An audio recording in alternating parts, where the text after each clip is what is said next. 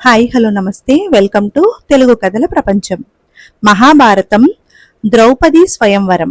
ద్రౌపది స్వయంవరం గురించి విని అనేక దేశాల రాజులు కాంపిల్య నగరానికి వచ్చారు. వారికి వేరువేరు ప్రదేశాలలో విడుదలు ఏర్పాటయ్యాయి. పాండవులు ఒక కుమ్మరి ఇంట బస చేసి మధుకరం తెచ్చుకుంటూ తింటూ వచ్చారు.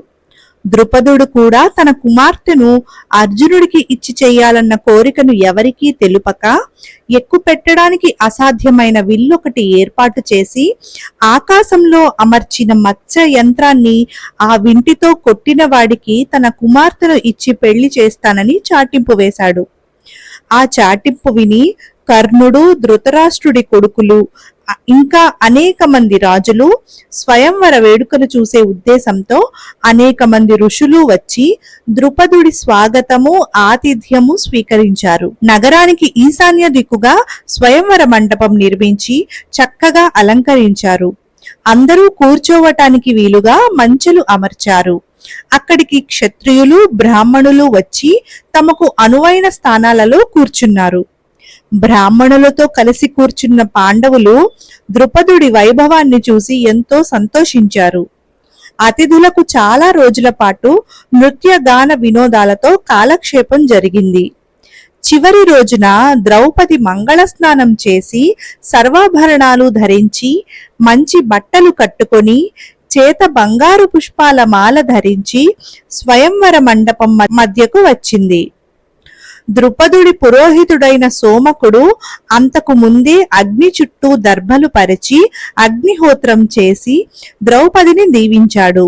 ద్రౌపది రాగానే మంగళవాద్యాలు మోగాయి. అప్పుడు దృష్టద్యుమ్నుడు మండపం మధ్యకు వచ్చి వాద్యాలను ఆపించి చుట్టూ కూర్చుని ఉన్న రాజులకు వింటిని 5 బాణాలను పైన అమర్చిన మత్స్య యంత్రాన్ని చూపి ఈ 5 బాణాలను ఈ వింటిని ఎక్కుపెట్టి ఆ మత్స్య యంత్రాన్ని కొట్టిన వానిని మా చెల్లెలు పెళ్లాడుతుంది కనుక మీలో విలువిద్యా ప్రావీణ్యం గలవారు వచ్చి శక్తి కొద్దీ ప్రయత్నించండి అన్నాడు.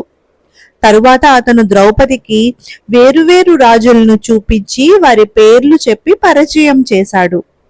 వారిలో దుర్యోధనాదులతో పాటు శల్యుడు, విరాటుడు, శకుని, అశ్వత్థామ, అక్రూరుడు, సాంబుడు, ప్రద్యుమ్నుడు, కృష్ణుడు, కృతవర్మ, అనిరుద్ధుడు, సుశర్మ, శిశుపాలుడు, చిత్రాంగదుడు, భాగదత్తుడు, పౌండ్రక వాసుదేవుడు మొదలైన అనేకులు ఉన్నారు. మన్మధుడి 6వ బాణంలాగా ఉన్న ద్రౌపదిని వచ్చిన వారంతా తదేక దృష్టితో చూస్తూ ఉండిపోయారు. కృష్ణుడు బ్రాహ్మణుల మధ్య ఉన్న పాండవులను గుర్తించి బలరాముడికి చెప్పాడు. మత్స్య యంత్రాన్ని కొట్టే ప్రయత్నం ప్రారంభమైంది. ఒక్కొక్క రాజకుమారుడే వచ్చి వింటిని ఎక్కుపెట్టడం కూడా సాధ్యం కాక అవమానంతో అవతలికి వెళ్లిపోసాగారు. అనేక మందికి శృంగభంగం అయ్యాక కర్ణుడు వచ్చి విల్లు ఎక్కుపెట్టి బాణాన్ని సంధించసాగాడు. ద్రౌపదిని నిశ్చయంగా అతనే గెలుచుకుంటాడని అందరూ అనుకున్నారు. భట్రాజులు కర్ణుడికి స్తోత్రాలు ప్రారంభించారు.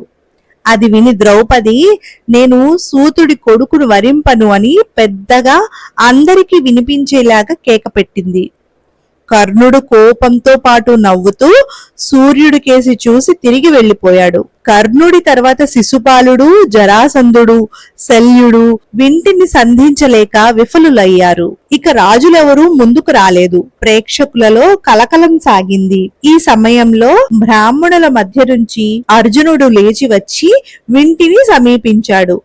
అది చూసి బ్రాహ్మణులు ఆశ్చర్యపోయి మహాపరాక్రమవంతులైన శల్యుడు, జరాసంధుడు, శిశుపాలుడు లాంటి వాళ్లకే అలవిగాని విల్లుని ఈ బ్రాహ్మణ కుమారుడు పట్టుకోబోతున్నాడు గదా, వీడు నిశ్చయంగా బ్రాహ్మణులకు అవమానం తెస్తాడు అని తమలో తామే అనుకున్నారు.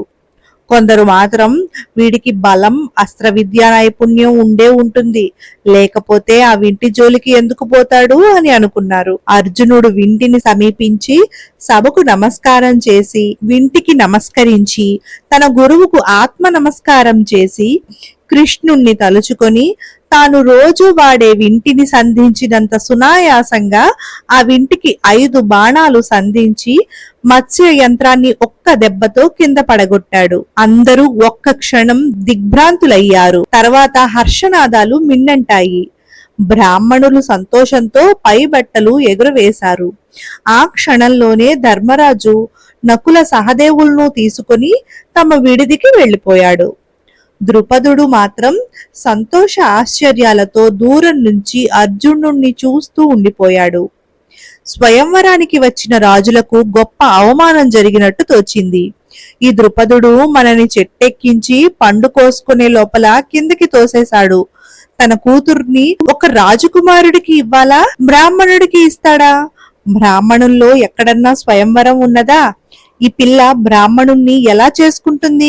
ఇలాంటి పని మరొకసారి జరగకుండా ఈ ద్రుపదుడి ప్రాణాలు తీసేయాలి. ఈ పిల్ల ఎవరో ఒక రాజకుమారుణ్ణి వరిస్తే సరే సరి, లేకపోతే దీన్ని నిప్పుల్లోకి తోసేయాల్సిందే.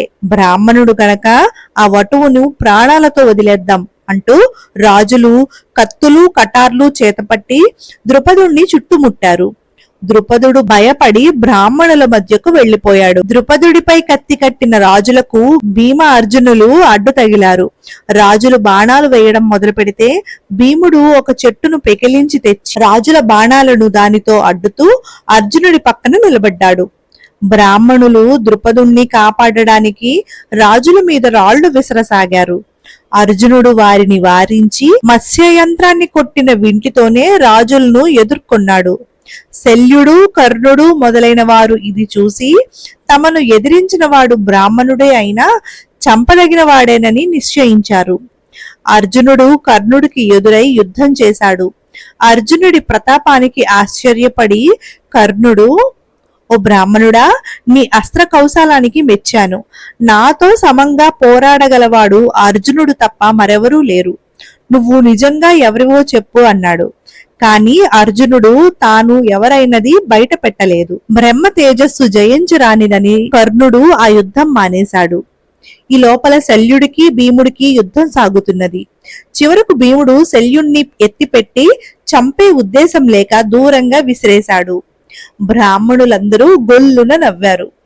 మిగిలిన రాజకుమారులకి కాళ్ళు చేతులు ఆడలేదు. అయితే ఈ మహావీరులు మామూలు బ్రాహ్మణులు కారని అందరికీ స్పష్టమైంది. వాళ్ళెవరో తెలుసుకోవాలన్న ఆసక్తి కూడా ఎక్కువైంది. కృష్ణుడు కూడా రాజులతో ఈ బ్రాహ్మణులు స్వయంగా ద్రౌపదిని గెలుచుకున్నారు, రాజులతో ధర్మయుద్ధం చేశారు, అందుచేత వారిపై కయ్యానికి కాలు దువ్వకండి అన్నారు. అతని సలహా పాటించి రాజులు ఎవరి దారిన వారు వెళ్లిపోయారు. ఈ లోపల కుమ్మరి ఇంట బస చేసి ఉన్న కుంతి తన కొడుకులు ఎంతకు తిరిగి రాకపోయేసరికి దుర్యోధనాదుల వల్ల వాళ్లకు ఏమి కీడు మూడిందో అని భయపడింది. ఇంతలో నకుల సహదేవులతో ధర్మరాజు వచ్చాడు. తర్వాత కొంతసేపటికి భీమ అర్జునులు ద్రౌపదితో సహా వచ్చారు. వస్తూనే వాళ్ళు, అమ్మా మేము భిక్ష తెచ్చామన్నారు లోపల ఉన్న తమ తల్లి కుంతీదేవితో. కుంతీదేవి, అయితే అందరూ సమానంగా పంచుకోండి నాయన అంటూ యువతలికి వచ్చి దేదీప్యమానంగా వెలిగిపోతున్న ద్రౌపదిని చూసి బిత్తరపోయింది. ఆమె ధర్మరాజుతో, నాయనా, నా వల్ల పెద్ద పొరపాటు జరిగింది. భీమార్జునులు భిక్ష తెచ్చాము అంటే అందరూ సమంగా పంచుకోమని అనేశాను. నేనెన్నడూ అసత్యం ఆడిన దాన్ని కాను. ఈ కన్యను మీరందరూ అనుభవిస్తే అది అధర్మం అవుతుంది, అనుభవించకపోతే నా మాట అబద్ధమవుతుంది. అందుచేత ధర్మ మార్గం ఏదో ఆలోచించి అలా చెయ్యండి అన్నది. ధర్మరాజు కొంచెం సేపు ఆలోచించి కుంతిని విచారించవద్దని అర్జునుడితో, అర్జున, నువ్వీ కన్యను అగ్ని సాక్షిగా వివాహం చేసుకో అన్నాడు. దానికి అర్జునుడు, అదెలా సాధ్యమవుతుంది? నాకు అన్నలైన నువ్వు భీముడు వివాహం చేసుకోకుండా నేనెలా చేసుకుంటాను అన్నాడు. కాని ఆ సమయంలో పాండవులు 5గురికి ద్రౌపది పైన మనసయింది.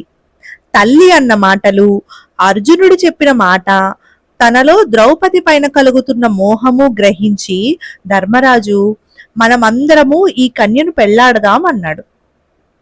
ఇంతలో కృష్ణుడు బలరాముడితో సహా పాండవులున్న బస వెతుక్కుంటూ వచ్చాడు. అతను తనకు కుంతీదేవికి మొక్కడం చూసి ధర్మరాజు, కృష్ణ, మేము బ్రాహ్మణ వేషాలు ధరించి అజ్ఞాతంలో బతుకుతున్నాం కదా, మమ్మల్ని ఎలా గుర్తుపట్టావు, ఇక్కడికి ఎలా వచ్చావు అని అడిగాడు. కృష్ణుడు నవ్వి, రాజా, అగ్నిని ఎలా దాస్తావు? ఇవాళ స్వయంవరంలో ప్రదర్శించిన పరాక్రమం పాండవులకు తప్ప మరొకరికి సాధ్యమా? దుర్మార్గుడైన దుర్యోధనుడి తంత్రం పారకపోవటం మంచిదయింది. మీరు ఎవరికీ తెలియరాకుండా ఉండడమే మంచిది అని పాండవుల వద్ద సెలవు తీసుకుని బలరాముడితో సహా వెళ్లిపోయాడు. ఈ లోపల దృష్టద్యుమ్నుడు ఒక పని చేశాడు. మత్స్య యంత్రాన్ని కొట్టి ద్రౌపదిని గెలుచుకున్న బ్రాహ్మణుడు ఎవరో తెలియదు. అతను ఎక్కడ విడిది చేశాడో, ద్రౌపదిని ఎక్కడికి తీసుకుపోయాడో తెలియదు. అందుచేత దృష్టద్యుమ్నుడు మిగిలిన బ్రాహ్మణుల వెంట గోప్యంగా బయలుదేరి అర్జునుడి వెంట కుమ్మరి ఇంటికి వచ్చి ఒకచోట దాక్కున్నాడు. కృష్ణ బలరాములు వెళ్లిపోయాక భీమ, అర్జున, నకుల, సహదేవులు వెళ్లి మధుకరాన్నం తెచ్చారు.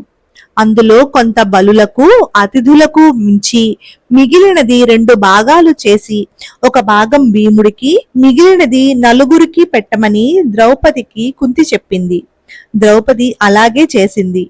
భోజనాలు అయ్యాక సహదేవుడు దర్భలు పరిచాడు. దాని మీద జింక చర్మాలు పరిచి అందరూ పడుకున్నారు. పాండవుల కాళ్ల వద్ద ద్రౌపది పడుకున్నది. అప్పుడు పాండవులు యుద్ధ వ్యూహ భేదనోపాయాల గురించి, వివిధ అస్త్రాల ప్రయోగ ఉపసంహారాల గురించి మాట్లాడుకుంటూ కొంత తర్కించుకున్నారు. ఇదంతా చాటునే ఉండి విన్న దృష్టద్యుమ్నుడు వీళ్ళు బ్రాహ్మణ వేషాలు ధరించిన క్షత్రియులేనని రూఢీ చేసుకుని ఇంటికి తిరిగి వెళ్లి తండ్రితో చెప్పాడు. మన కృష్ణను వెంటబెట్టుకుని వెళ్ళినది ఇద్దరే గాని వాళ్ళుండే చోట మరో 3 ఉన్నారు. వాళ్లకు తల్లి ఉన్నది. వాళ్ళు ఉత్తమ క్షత్రియులు అనడానికి సందేహమేమీ లేదు. వాళ్ళు పాండవులేనని నా అనుమానం అన్నాడు దృష్టద్యుమ్నుడు ద్రుపదుడితో. ఈ మాట విని ద్రుపదుడు తన కోరిక తీరిందని సంతోషించాడు. వాళ్లను గురించి మరింత వివరంగా తెలుసుకురమ్మని ఆయన తన పురోహితుణ్ణి పంపాడు.